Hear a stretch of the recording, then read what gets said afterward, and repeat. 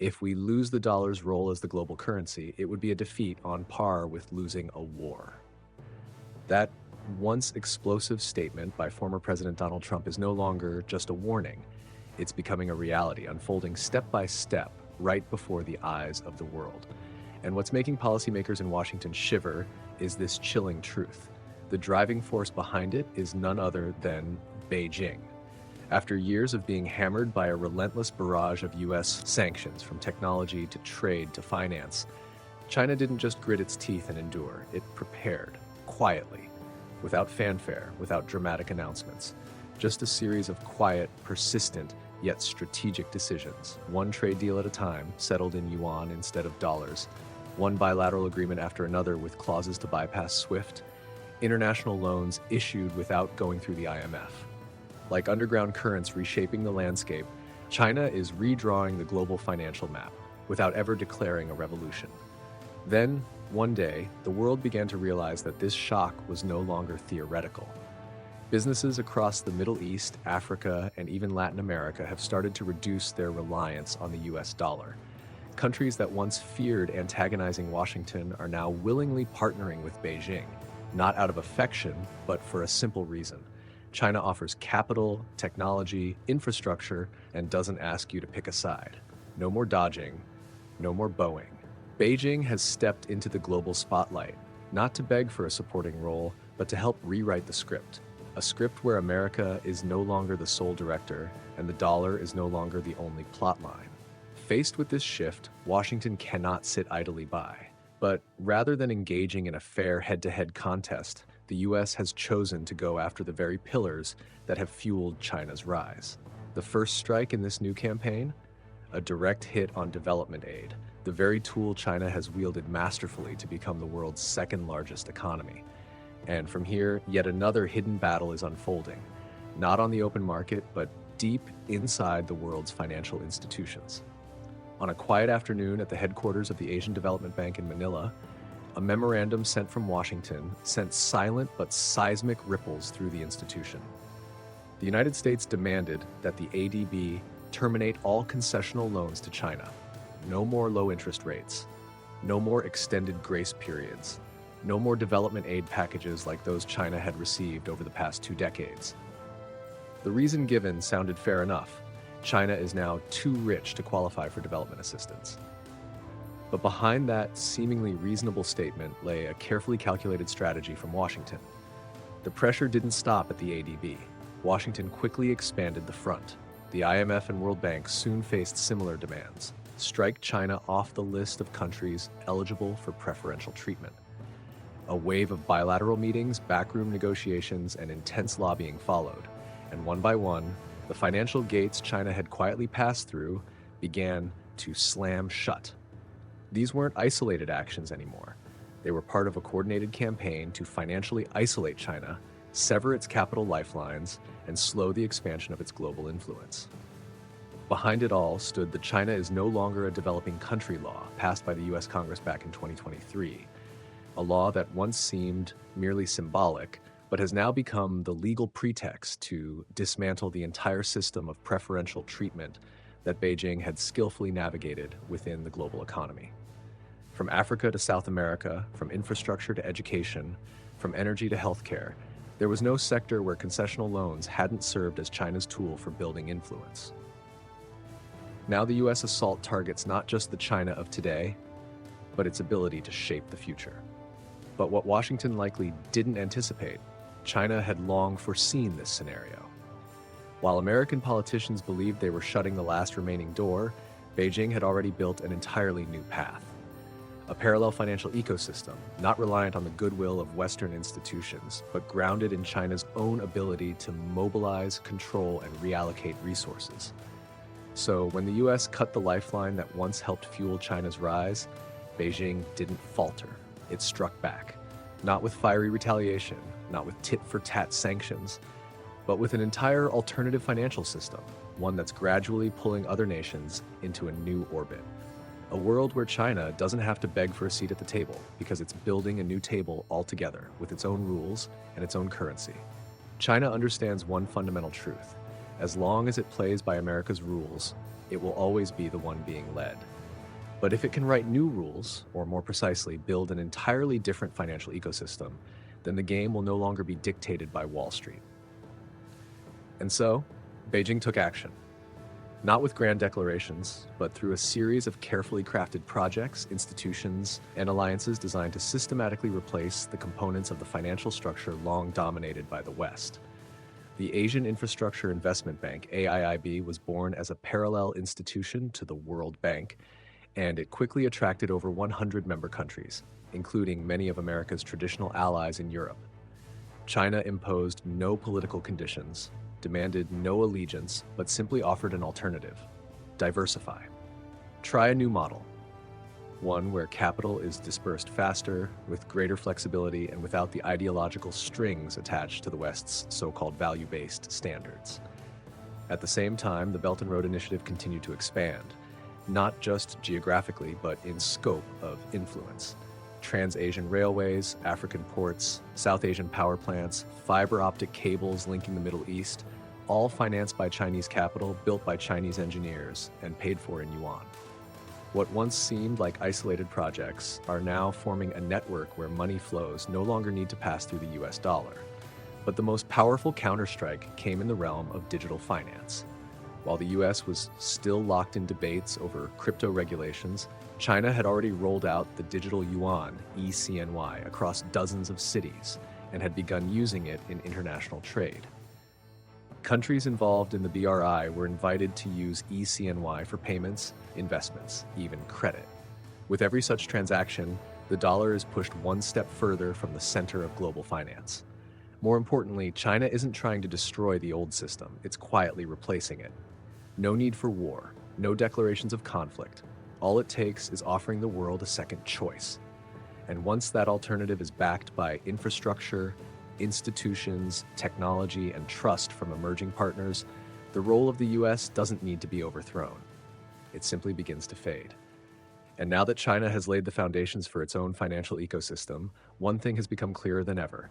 America's ultimate tool of global influence, the dollar, is losing its power. No drama, no explosions, just quiet, steady shifts, each flow of capital drifting off the old path. The currency war that Washington once ruled uncontested now has a true challenger, and a sobering new reality is taking shape: US. Dominance over global finance is starting to crack at its core. For decades, the US dollar has been more than just a currency. It's been a symbol of power, a tool of global control that Washington wields like a form of soft weaponry, yet far more potent than any fleet. Financial sanctions, asset freezes, blocked international payments, all of it rests on a single premise: the world must pass through the US dollar. But now, that premise is starting to waver, and not because America is getting weaker, but because the rest of the world is finding another way. China, playing the role of a quiet yet persistent rival, has been silently building a new financial infrastructure. The CIPS system, an alternative to SWIFT, allows countries to conduct cross-border transactions without relying on the dollar. And notably, more and more nations are beginning to use it. By the first quarter of 2025, over 40% of China's cross-border transactions were conducted in renminbi, a figure that's made quite a few Wall Street analysts sit up in surprise. Investment funds from the Middle East, once deeply intertwined with the US, are now gradually shifting parts of their assets into China's financial system. Sovereign wealth funds from Qatar, the UAE, and even some institutions in Saudi Arabia have quietly been purchasing CNY-denominated bonds, investing in Beijing's digital infrastructure, and opening branches in Shanghai. These moves are no coincidence. They're a clear signal that the world is ready to step into a new financial order, one where the US dollar is no longer the sole axis of rotation. As a result, US financial sanctions no longer carry the weight of a death sentence like they once did.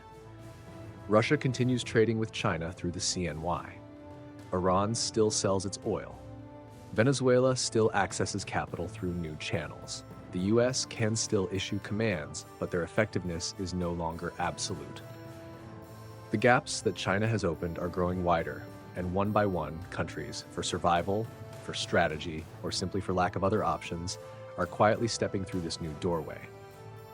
But what's more concerning is this: America seems to have no clear answer to the situation. It continues to rely on the same old tools in a game that's being reinvented by the day. And as its financial power is challenged, the only remaining pillar of global dominance is technology, a field America once held firmly, but where China is now quickly closing the gap. The battle is no longer limited to banks or payment systems. It has spread to a new battlefield: artificial intelligence, electric vehicles, semiconductors, and clean energy. In this arena, every patent, every production line, every technological breakthrough is more than just an economic achievement. It's a strategic counterstrike that could reshape the entire global power structure. And on that front, China is no longer a follower. It's running alongside and at times surging ahead in a race where the prize is no longer just market share, but the future of the world itself. As the dollar gradually loses its central role and Western financial institutions are no longer unchallenged, the confrontation between the US and China is no longer just about currency. In the 21st century, global power is no longer measured solely by the number of weapons or foreign reserves, but by who controls the technology, who leads the artificial intelligence revolution, and who defines the next era of human production. And in this arena, China isn't just entering the game, it's accelerating to take the lead. In the electric vehicle sector, the name BYD is no longer just an Asian phenomenon. It has become a real nightmare for Tesla in several key markets. With prices 10 to 30% lower, BYD's models don't just target the mass market. They're also filling the gaps that Western automakers have yet to address. With a network of factories spanning Southeast Asia, the Middle East, and Africa, China is steadily imposing a new EV standard, not through brand prestige, but through availability, affordability, and rapid execution. But that's only the surface. Beneath it lies a vast technological ecosystem that Beijing is quietly building. From energy storage batteries, sensors, and vehicle management software to electric charging infrastructure across emerging markets. This isn't just about manufacturing, it's about shaping the future of global transportation. In the field of artificial intelligence, China is investing heavily to overcome the barriers set by the US. Giants like Baidu, Alibaba, and Huawei are racing to develop language models, computer vision, and autonomous driving, while also building supercomputers, the backbone of the entire data-driven economy.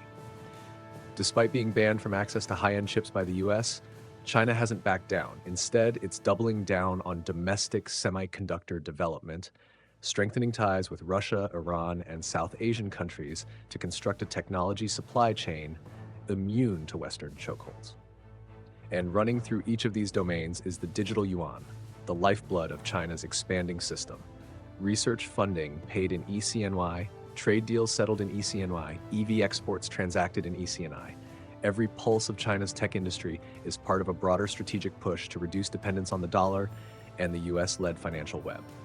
China isn't just rising to survive, it's rewriting the very architecture of technological power, from operational models to new global standards.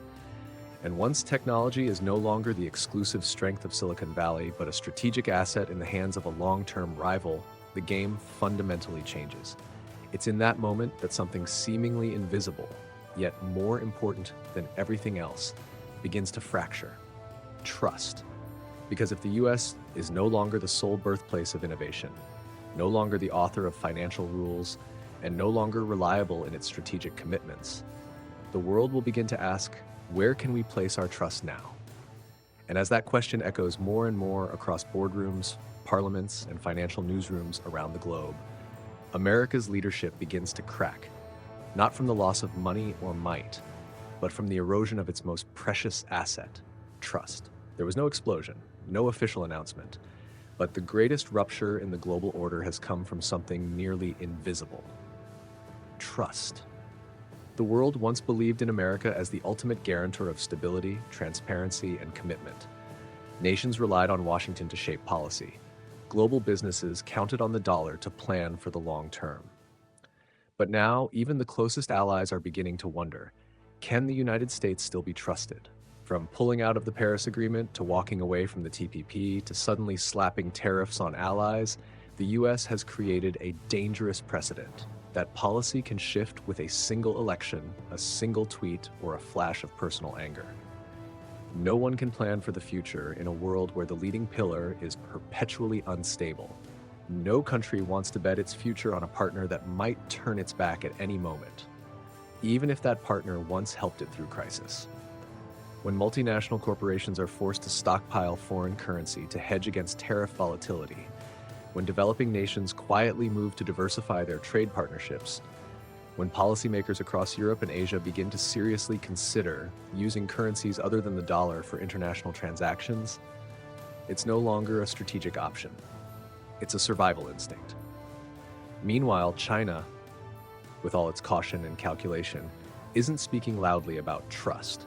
It simply offers alternatives: a railway, a loan, a digital payment gateway. No demand for loyalty, no slogans, just the right solution at the right time for the right need. And sometimes all it takes is consistency, something the world no longer sees in America. Because once trust cracks, every symbol of power becomes just an empty shell. And when the global order is built on credibility rather than force, that silent fracture, though unseen, can be more destructive than any bomb ever dropped. The greatest war of this century isn't marked by gunfire or bloodshed on the battlefield, yet it's quietly reshaping the entire world. It's unfolding in every bank transaction settled in a new currency, every trade agreement signed outside the dollar's domain, every investment that turns away from Wall Street. China doesn't need to defeat the US. It only needs to build an ecosystem where America is no longer at the center. And with each passing day, that ecosystem is expanding, slowly but irreversibly. This isn't just a clash between two superpowers. It's a silent struggle to redefine the global order. One side clings to the past, wielding old instruments of power. The other is patiently, persistently building the future with long-term strategy and quiet resolve. And when the rules of the game have changed, but the old players are still fumbling with outdated tools, the power to shape the outcome is no longer in their hands. If you have your own perspective on this war without gunfire, share it in the comments below. And if these insights have helped you see the shifting landscape more clearly, don't forget to hit subscribe so you won't miss the stories that come next.